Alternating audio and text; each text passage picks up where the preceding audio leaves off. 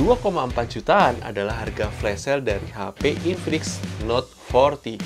Apakah memang HP ini sangat menarik banget di kelas harganya? Apakah dengan spesifikasi dan kelengkapan paket penjualan yang super lengkap dengan ada Mac wireless charge-nya, itu menjadikan HP ini tuh bakal layak banget untuk dibeli?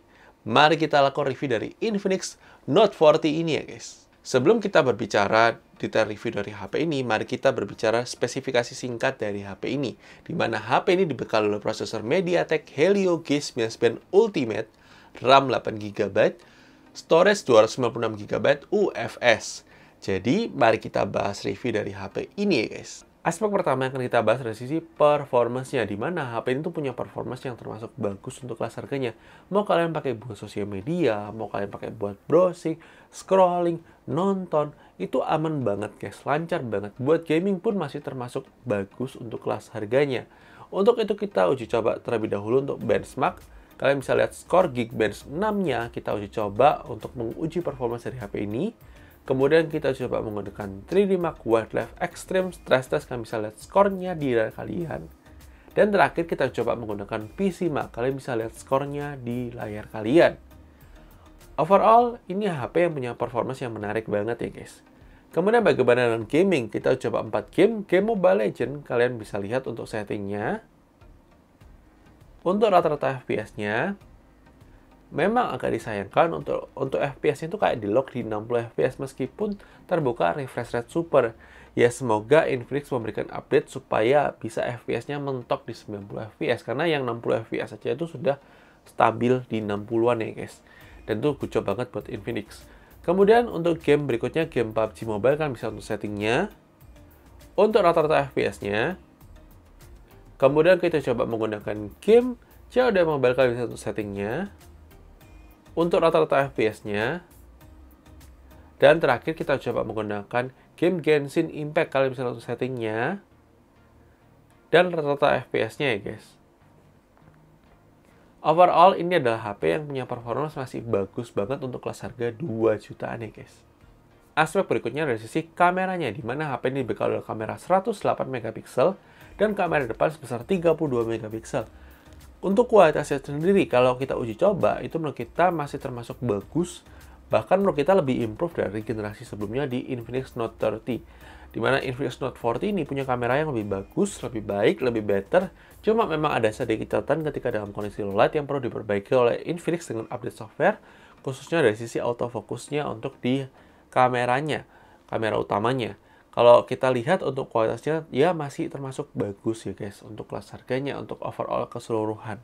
Dan kalian bisa untuk sampel foto dan videonya setelah ini ya guys. Hai guys, kali ini kita menguji coba kamera depan dari Infinix Note 40 kalau kita gunakan buat perekaman video. Gimana menurut kalian, apakah bagus atau tidak? Silahkan tulis di kolom komentar. Kalau menurut kita sih ini kualitasnya termasuk bagus, bisa merekam hingga resolusi 2K 1080p 60 fps ya. Dan ini bagus banget, dan kita lagi coba juga pakai Infinix GT Watch Pro nya ya guys. Jadi kita coba juga sekalian untuk pengujian. Dan ini ada pesawat lewat.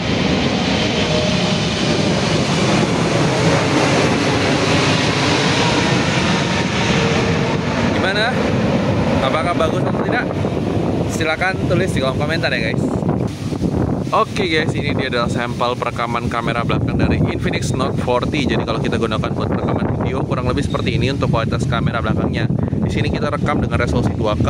Jadi kalau misalnya kalian tanya masih shaky ya karena nggak ada OIS-nya, tapi di sini ada OIS-nya, cuma kita belum aktifin aja. Nih kalau kalian lihat untuk kualitas gambarnya ini cakep ya. 108 megapiksel cakep, tapi gimana menurut kalian? Silahkan tulis di komentar ya guys untuk kualitas kamera belakang dari Infinix Note 40 ini.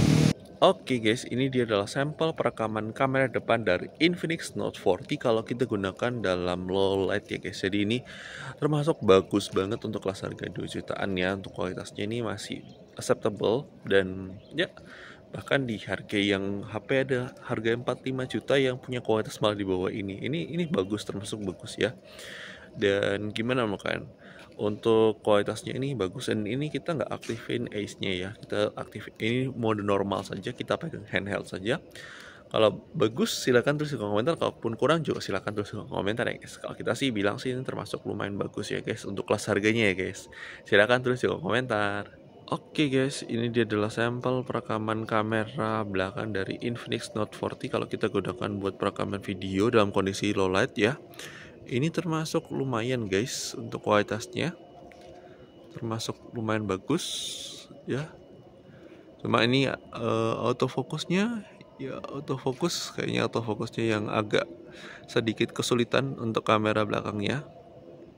Ya, ini kayaknya mungkin yang perlu diperbaiki oleh Infinix. Untuk kamera belakangnya dalam low light dia autofokusnya, khususnya video ya. Kalau foto mungkin nggak kayak gini. Terus kalau video dia memang butuh waktu kayaknya untuk fokus dan gimana melakukan. Kalau kita sih bilang kalau untuk warna, kalau untuk di luar autofocus ini sih termasuk lumayan bagus ya guys. Tapi ya untuk autofocus ini kayaknya perlu di fixing ya dari Infinix. Ini ada flare juga. Dan silakan tulis di kolom komentar.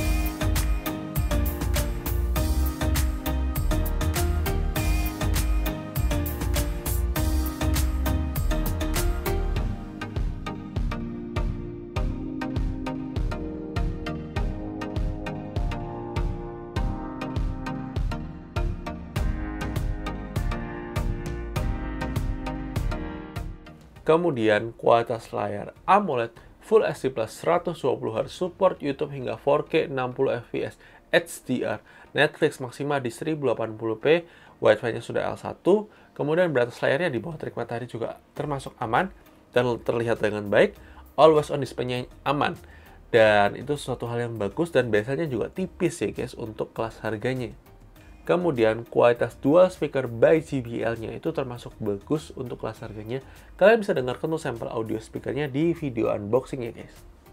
Kemudian untuk kualitas baterai life 5000 mAh-nya termasuk lumayan awet untuk dipakai seharian. Jadi kembali lagi tergantung intensitas penggunaan kalian, itu sudah pasti aman ya guys untuk seharian.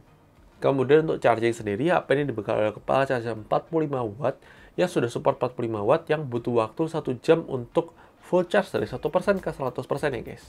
Kemudian dari sisi security, HP ini sudah dibekali oleh on-screen fingerprint scanner dan juga sudah ada face unlock-nya ya guys. Kemudian dari sisi desain, menurut kita ini desainnya juga termasuk cakep. Untuk kelas harganya termasuk bagus, biasanya termasuk tipis, dan tuh kucel banget buat Infinix ya guys. Beberapa hal mengenai HP ini, dimana yang pertama, HP ini tidak memiliki slot micro SD slot, jadi kalian cuma bisa puas dengan 2 SIM card saja ya guys. Kemudian HP ini masih belum mendukung virtual background zoom yang memang wajar karena keterbatasan dari prosesornya. Kemudian HP ini sudah memiliki NFC, sudah support USB OTG, punya aplikasi FM radio, tapi tidak punya headphone jack 3,5 mm ya guys. Kemudian untuk manajemen panas bermain game termasuk lumayan bagus dan sudah pasti aman untuk dipakai buat gaming ya guys. Kemudian untuk navigasi Google Maps juga termasuk aman, jadi kalian pakai buat navigasi ini termasuk aman ya guys. Kemudian HP ini mendapatkan jaminan update software 2 kali OS dan 3 tahun security. Ini sesuatu hal yang bagus dan sebuah kemajuan dari Infinix. Kucel banget buat Infinix. Kemudian HP ini juga sudah punya IP rating IP54, juga sudah support wireless charging sampai 20 watt, support reverse charging, dan itu suatu hal yang langka dan bagus banget untuk kelas harganya ya guys. Dan yang paling penting kalian juga jangan lupa ini juga bisa nempel baterai pack-nya itu bisa nempel di case HP-nya, itu suatu hal yang bagus juga. Kesimpulannya sudah jelas, ini adalah King Phoenix yang memang sangat layak banget untuk dibeli dan worth it banget. Bahkan di harga normalnya pun 2799. Menurut kita ini masih layak banget untuk dibeli. Kalau kalian nggak dapat flash sale ya kalian dapat di harga normal. Tapi menurut kita ini masih termasuk layak banget untuk dibeli ya guys. Dan segala hal yang ditawarkan itu termasuk improve banget ya guys dibandingkan generasi sebelumnya. Tapi sekali lagi ini adalah pendapat review gadget, mungkin bisa berbeda dalam pendapat kalian, tidak masalah. Silahkan tulis Berikan komentar dan jangan lupa like video kalau suka, dislike aja kalau suka, dan sampai ketemu di video selanjutnya guys. Oke guys, bye bye.